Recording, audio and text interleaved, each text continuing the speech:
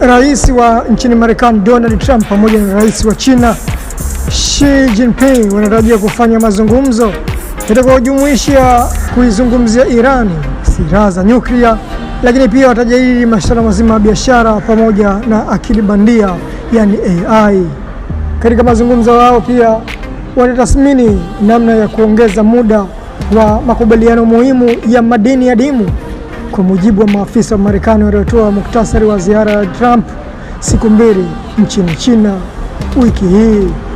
Viongozi hao wa mataifa yenye uchumi mkubwa duniani wanatarajiwa kufanya mazungumzo yao ya kwanza na ya ana kwa ana baada ya miezi 6, wakijaribu kuimarisha uhusiano uliodorora kutokana na vita vya biashara, vita vya Marekani na Israel dhidi ya Irani pamoja na tofauti nyingine za kisiasa.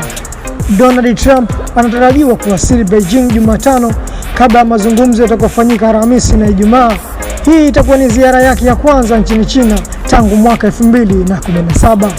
Marekani na China zinatarajiwa kukabiliana kuanzisha majukwaa ya kibiashara na uwezeshaji kati ya nchi hizo mbili, huku China ikitarajiwa kutangaza ununuzi unaohusiana na ndege za Boeing, bidhaa za kilimo za Marekani pamoja na nishati, maafisa hao walisema.